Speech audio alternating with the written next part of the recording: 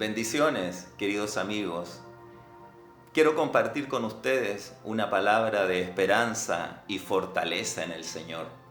Dice el Salmo 137 en sus 3 primeros versículos: junto a los ríos de Babilonia, allí nos sentábamos y aún llorábamos, acordándonos de Sión.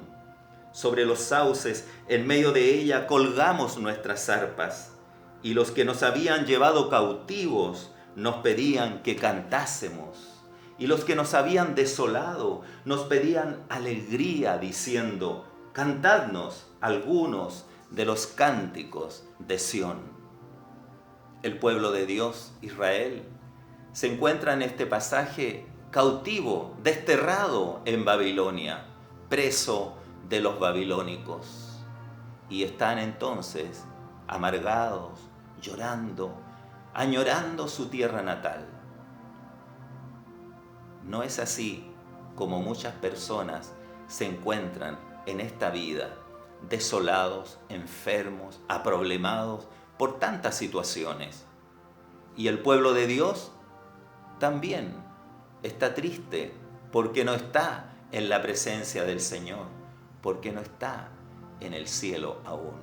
Sí, los cristianos vivimos acá en la tierra, estamos sometidos a presiones y a diversas circunstancias, al igual que los que no lo son.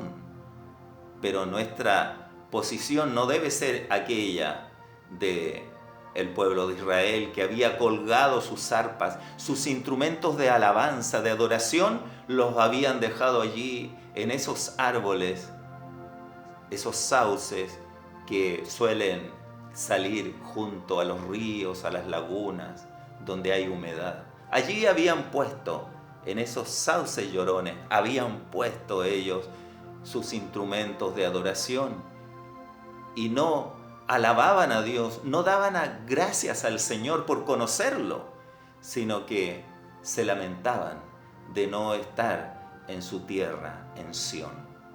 Indudablemente, Babilonia representa al mundo, a las tinieblas, representa a ese sistema que está lejos de Dios, que prescinde de Dios, que no quiere reconocer al Señor Jesucristo como Señor y Salvador de sus vidas, que no quiere reconocer a Dios como Padre Creador, que no quiere reconocer al Espíritu Santo como una luz que puede guiar a las vidas hacia la eternidad. Y Sión representa justamente lo contrario, el reino de luz, el reino de Dios, aquellos que siguen la voluntad del Señor. Y así están entonces estos hombres creyentes en Dios, pero en cierto modo alejados de Dios, en Babilonia y sometidos a sus enemigos, lamentándose en vez de dar testimonio del Dios poderoso que puede volverlos a su tierra prometida. Muchas veces los cristianos estamos también en esta condición y no damos testimonio de la bondad y el poder de Dios. Y tenemos allí colgada en algún lugar nuestra arpa. No adoramos a Dios, no mostramos al mundo que somos felices en toda circunstancia, aún en las circunstancias difíciles, en medio del dolor, en medio de la muerte, en medio de la viudez, la separación, en medio de la enfermedad, en medio de todo tipo de circunstancias difíciles.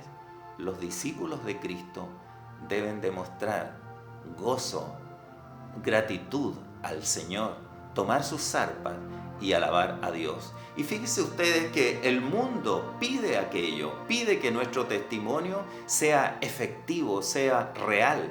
Por eso dice: y los que nos habían llevado cautivos nos pedían que cantásemos, y los que nos habían desolado nos pedían alegría, diciendo: cantadnos algunos de los cánticos de Sión. Que el Señor nos ayude a ser buenos transmisores de su alegría, de su esperanza, a aquellos que están lejos de Dios, que se encuentran cautivos del dolor, de la enfermedad, de la soledad. Nosotros somos los llamados aquí en Babilonia a presentar al Dios de Sión, al Dios del cielo, al Dios de bondad, de perdón, al Dios de misericordia. Que el Señor nos ayude, y a usted que el Señor le bendiga y le fortalezca en estos tiempos difíciles. Desde Valparaíso, su amigo y pastor, Iván Tapia.